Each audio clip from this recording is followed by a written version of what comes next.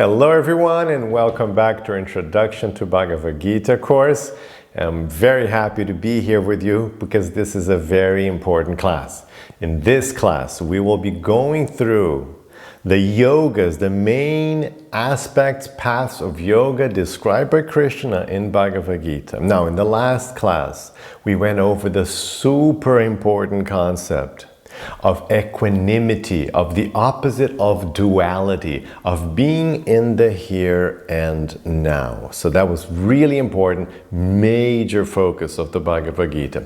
But now today, let's go through pretty much the contents of chapter 3, 4, and a little bit of the rest of the Gita from 7 on to the 18th, the topic of bhakti. So I'm just going to briefly introduce to you these majorly important concepts. Now, the first major path of yoga described by Krishna in Bhagavad Gita comes in chapter 3. So chapter 1 is just kind of a transition from the epic Mahabharata to the spiritual teaching, explaining, how we got there. Then chapter 2 is a summary of the whole teachings of Bhagavad Gita. But then chapter 3 is when you start having the systematic teachings of the different paths. So in chapter 3, we call it Karma Yoga. It's where Krishna teaches Karma Yoga. So what is karma? You've heard of karma, but you think of karma in terms of reactions, of things that happen to you. But karma in Sanskrit means action.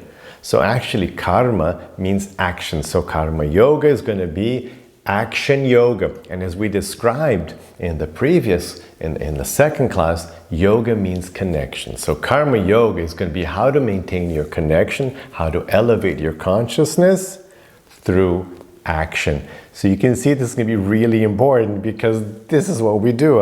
This is the main thing you're going to do with your life. Now, there is a key point few people get. How will you connect your mundane, your day-to-day tasks with your spiritual path? Because if you don't do that, then you don't have a spiritual life.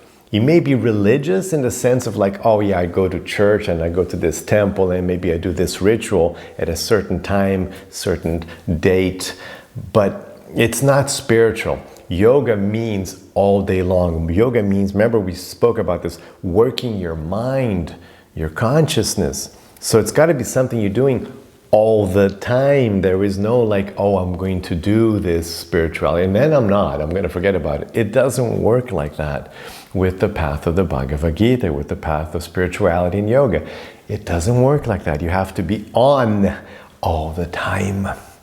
So Karma Yoga is going to be super important because we want to connect our day-to-day activities throughout the day with our spiritual connection, with our spiritual growth. We want to be in that yogic state of mind throughout the day. Now, key point, 3 things you have to do to be in Karma Yoga. First thing, you have to be in the here and now. That was the whole topic of the last class, right? There's no yoga if your mind is in the fantasy paradigm, I explained. If your mind is off in the past and lamentation, off in the future, with some crazy fantasy of how you're going to be happy. No, only in the here and now. So first thing, Karma Yoga, you have to be in the here and now. Second thing, you have to be doing your Dharma. And this is going to be something we're going to talk about now. You have to be doing your purpose. What are you doing? It's got to be the best of you. It's got to be the thing that is called of you to do. That is your purpose, your duty. You can't be anything. You can't be doing some crazy, sinful thing that's not going to work. It's got to be the best of you. Your Dharma is the key word we have to understand. And third of all, to be yoga, what's left? It has to be done as an offering to Krishna, offering to God. If there isn't this connection, then there's no yoga. You'll be doing very nice karma, but it'll still be karma. If all you're doing is in the here and now in your Dharma, it's still karma and you're still going to accrue karmic results. The only way to make it transcendental is to keep that connection in mind. And we do that with this great concept of doing things as an offering to Krishna. This is a major theme of Bhagavad Gita, major theme of bhakti, which we'll discuss later. But this concept of yajna, offering, the word is yajna in Sanskrit, very important. Backbone of yoga is yajna, the concept of loving offering. Okay, now let's take a step back. So, we know that the key point is being in the here and now. We discussed that at length last class, how important it is to be in the here and now. But the anchor to keep you in the here and now is Dharma. Your focus on Dharma. So now let's talk about Dharma. Dharma is this huge, complicated word, like, oh, so many meanings, so many uses of the word Dharma. But I want to give you a very practical, simple way to understand it. Dharma is duty and essence. It's the duty that is born of your essence. It's what you have to do to be you. Simply like that. For you to honor who you are, what you do, what you assumed in your life, the position you have, how the best action to honor the person you are now. Now, Dharma, people get confused when you talk about purpose, when you can't do it, because they think of purpose, they think of this one glorious, oh, I have this purpose in my life is to find the cure for cancer. They think of something like that, grandiose. But I want to give you a model of the 7 chakras and 7 dharmas, which I have set up to make you understand and to be able to apply the concept of Dharma in your life, throughout your day, throughout your life. So here we go. So there's this concept, it fits really well, a concept of the 7 chakras and the 7 dharmas. So we start at the base, the root chakra, Muladhara chakra. So at the Muladhara chakra, you have what I call your vocational dharma. So this is the hardest one to find for most people. So the Muladhara, so the vocational dharma means, for example, mine is teaching.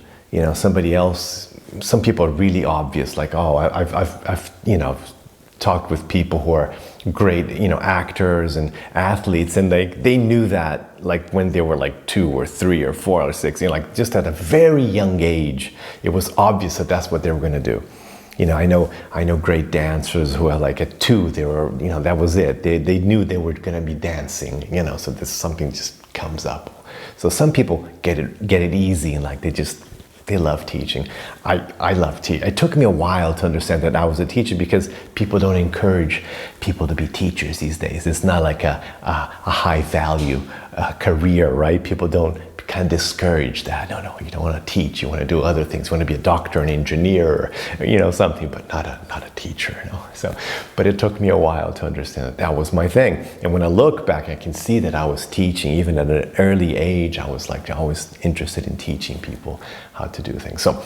So what is your vocation? I mean, are you, administration? Is it making money? Is it something with your body, like, with athletics or dance? Or is it something intellectual? Are you like a thinker, a writer, a philosopher, a scientist? Or are you just like working with your hands? It's a gardening? Is it, just like making stuff? Is it art?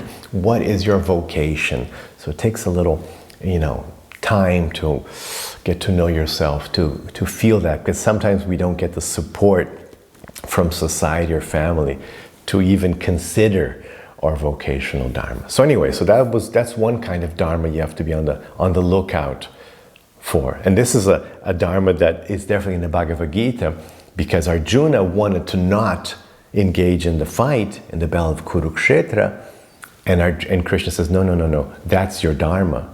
You're a warrior. You've always been a warrior. You were brought up as a warrior. That's what you do. That's who you are. You've always had that in you. That's in your, in your DNA. So you have to be a warrior. That's your vocational dharma. You can't walk away from that. So that's one of the arguments Krishna uses with Arjuna. So Muladhara chakra, vocational dharma, this is the hardest dharma to find. The other 6 are really easy, okay? Now, if you go up one, you get the Swadhisthana chakra. Now, the Swadhisthana chakra is what I call your natural dharma. So natural Dharma, Krishna talks in the Bhagavad-gita about the importance of not sleeping too much, not too little, not eating too much, not eating too little, and also having fun, not working too hard and not forgetting to enjoy yourself. So, entertainment, having a balance in life. So this kind of balance in life is about taking care of your body. So the natural Dharma, basically there are 3 pillars to your natural Dharma, which I encourage my students to cultivate very carefully. It's just easy. It's a Dharma that's right in your hand. It's really easy to do. First is food, like what you eat, to eat carefully, to eat nice, healthy. Of course, because of ahimsa, we choose, vegan diet, without animal, plant-based diet. So very healthy diet. Second thing is exercise, to have like a regular exercise program.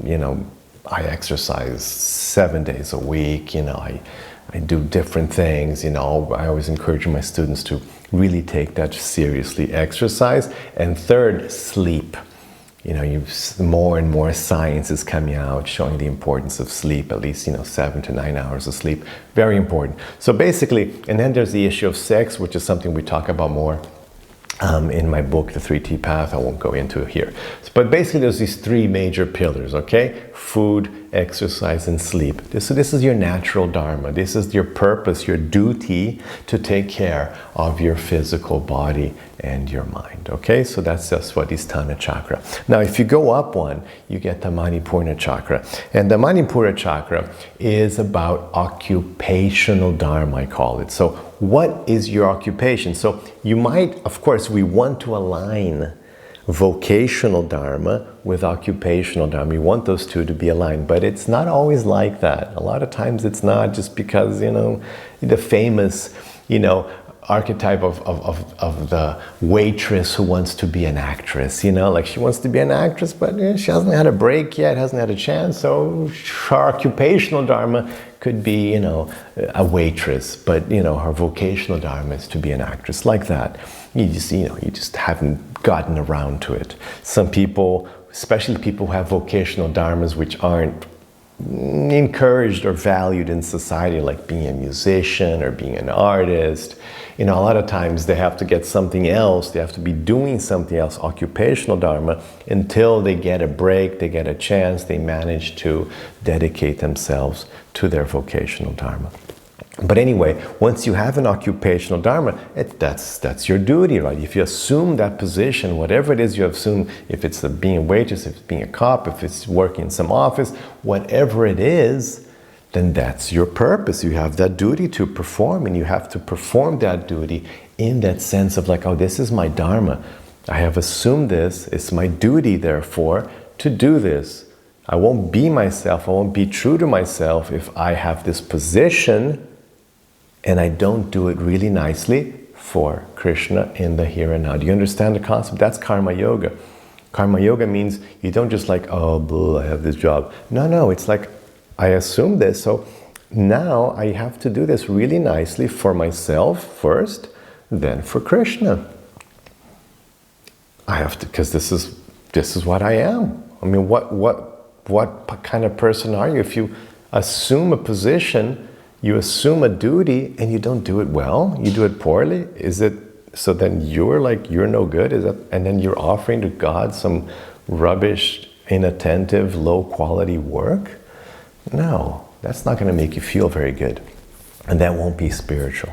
So occupational Dharma means whatever you've assumed now, then you do that also as your purpose. Now, let's go up one and we go to the Anahata chakra. So the heart chakra, the Anahata chakra, is where you have your personal Dharma. Now, personal Dharma are all the relationships you have. Those are duties as well. Those are dharmas as well. Of course, they're huge dharmas. So you have the dharma maybe of being a father or a mother, or being a son, of being a brother or a cousin, friend, neighbor, work colleague. All these different relationships come with a duty. And again, what kind of person are you if you don't perform that duty well?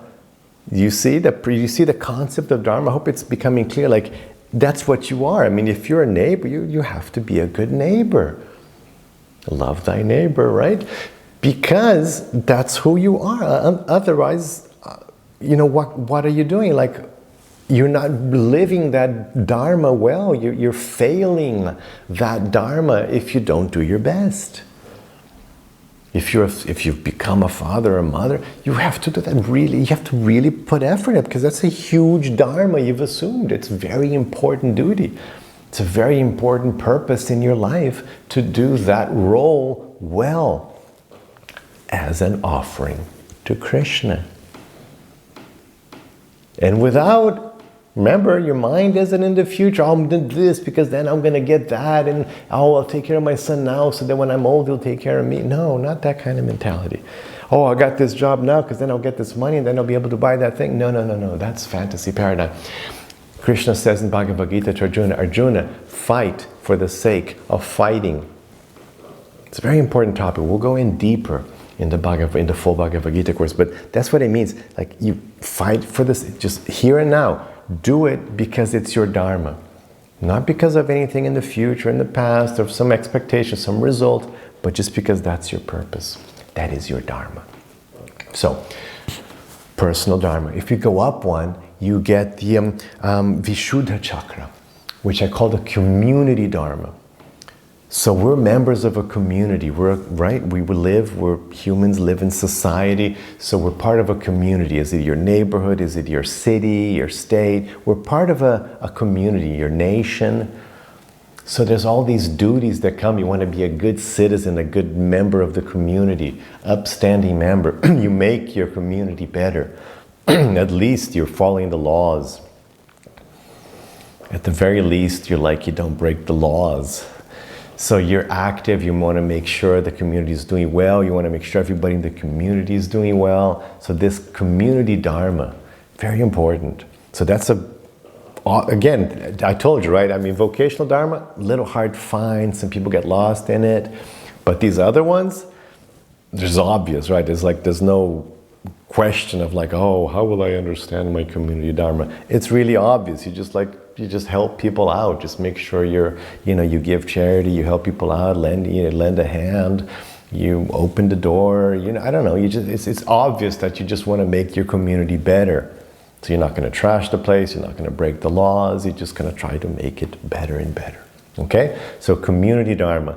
Going up one, we have the famous Agya Chakra, the third eye. And I call that the universal Dharma. So then beyond just your human community or your little your neighborhood, your city, your state, your country, what about the community of the whole earth? What about connecting yourself with all of mankind? And having feelings and and wanting to help, having compassion with people who are suffering on the other side of the planet. More than that, what about all the other earthlings? And this is where the environmental concerns come in. And the reason why we don't eat animals as well.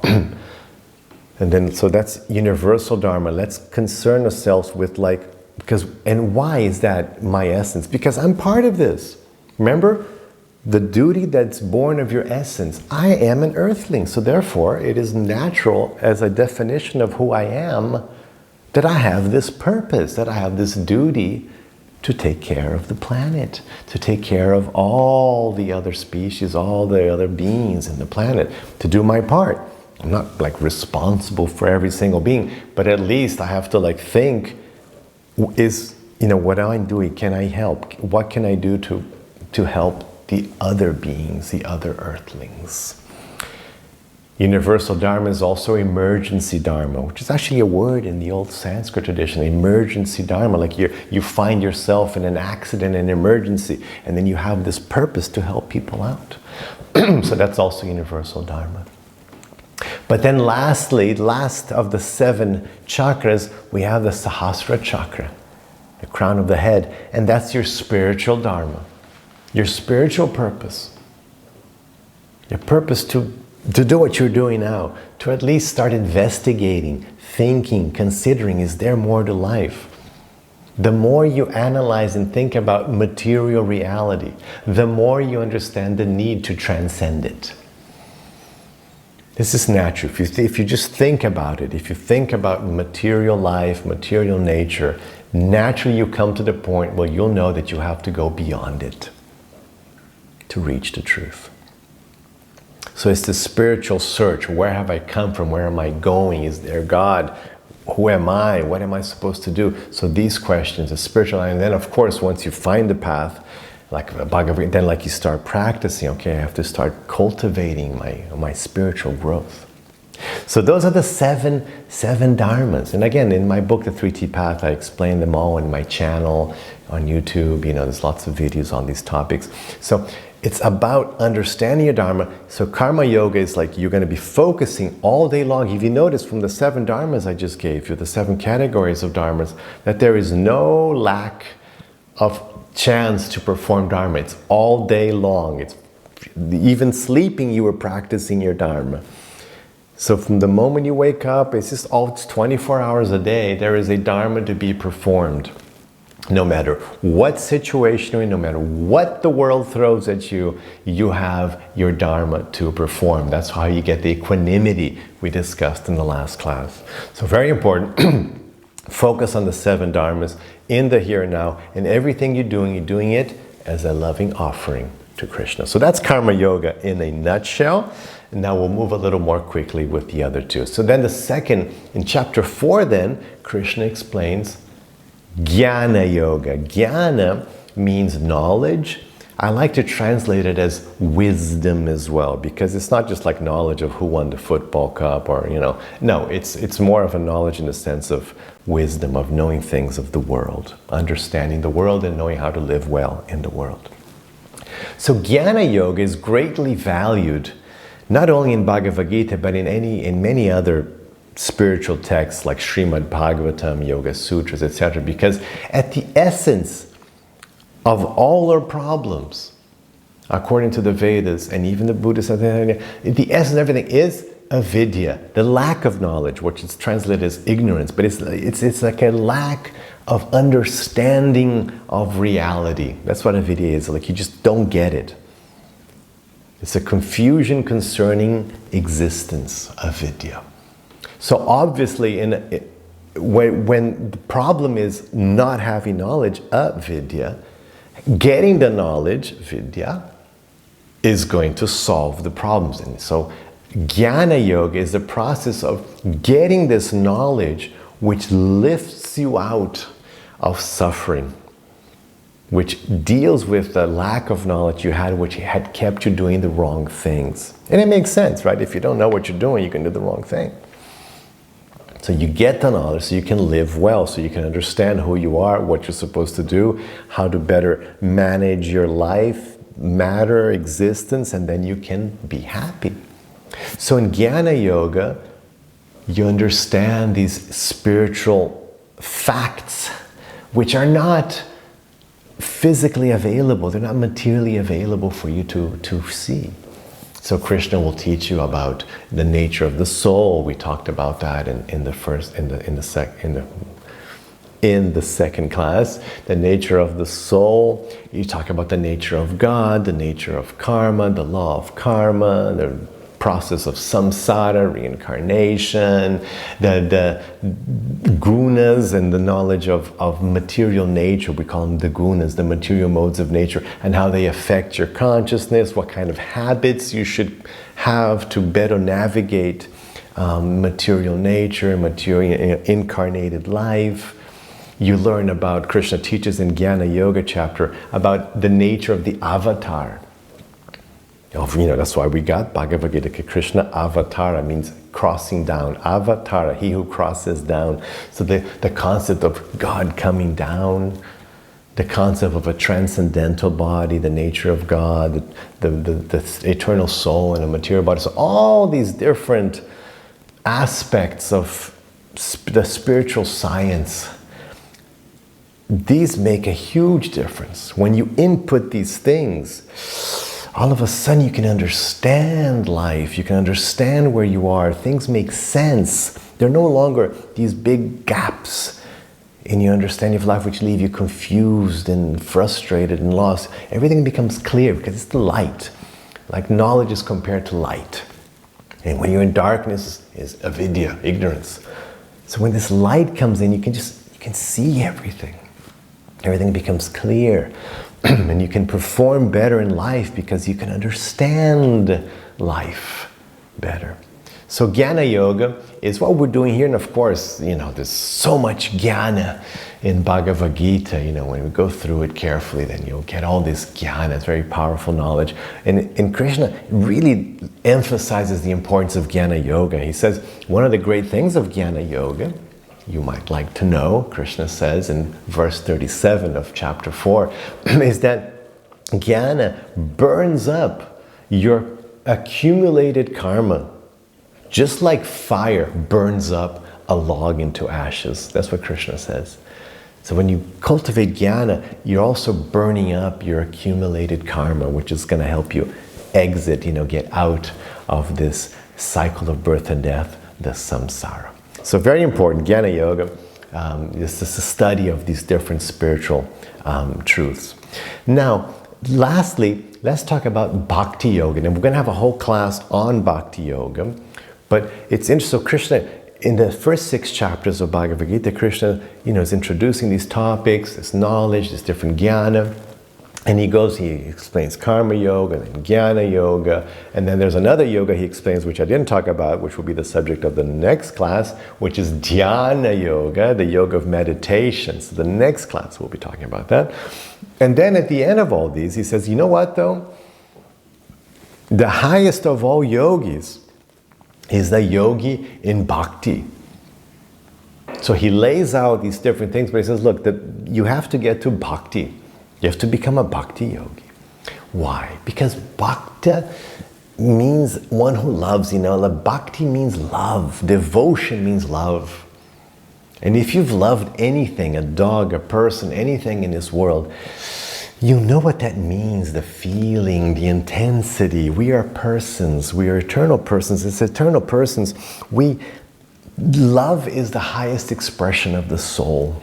Is when you, transcendental person, are at your highest, is when you're in love, when you're loving. And of course, performing all our dharmas is love, because love is service.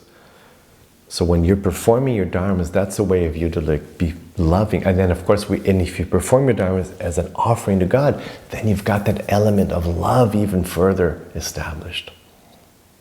But the Bhakti Yoga is just directly this loving connection with Krishna. The meaning of the word Krishna is all attractive. So God is all attractive. He's just infinitely lovable.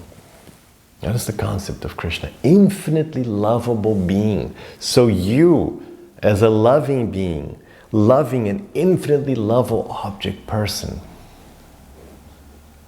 it's a great equation. That's going to work out really well, because all this love, there's no limit to all this love that's going to come out. So bhakti means it just takes over your consciousness, your heart. It's just love. It's this wonderful feeling. It's powerful. Love is the most powerful emotion in the world. So we're going to have a whole section on Bhakti Yoga, but just to understand then, so these are the yogas. These are the major paths of yoga explained by Krishna. So anyway, I hope you enjoy that. And next class, again, don't miss it, because we'll be talking about dhyana yoga. We're talking about meditation. I'll even be teaching you the meditation that I use, japa.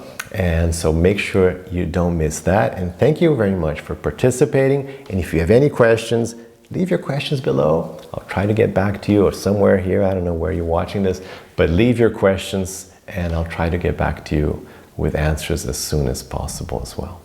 So thank you very much. Have a rest of your day with lots of peace and lots of love. Hare Krishna.